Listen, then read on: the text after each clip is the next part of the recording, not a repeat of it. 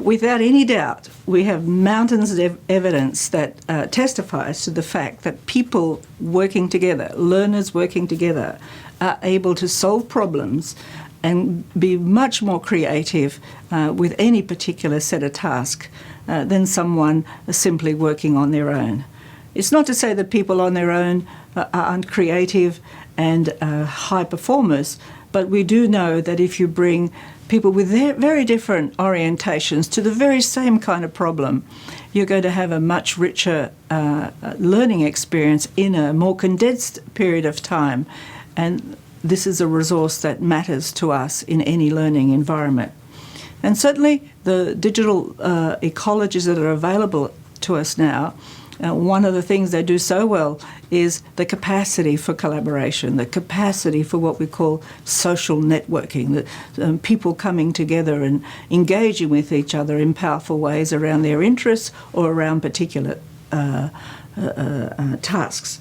The digital spaces afford us the capacity for production and co-production, and they do allow us to have many versions which are captured and documented, which we can return to, which we can revise, we can share amongst ourselves in order to come up with some common knowledge in the end about any particular area that is very powerful and as thorough and broad as it can possibly be given any particular task.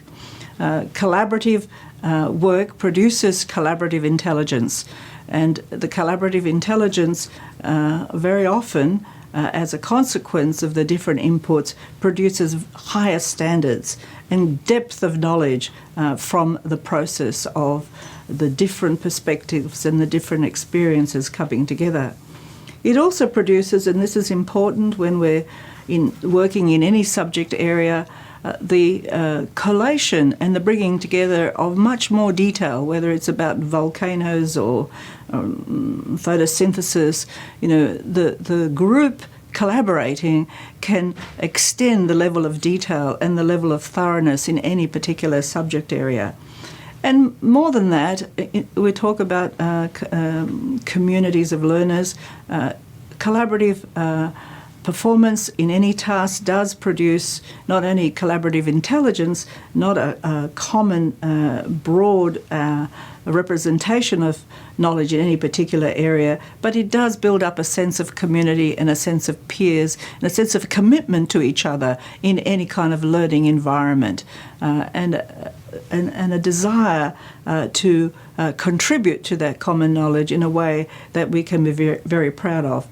And of course, the capacity to showcase that collaborative effort by publishing a joint work that is as thorough and as detailed as it possibly could be, and a sense of pride in something that can be reused by others.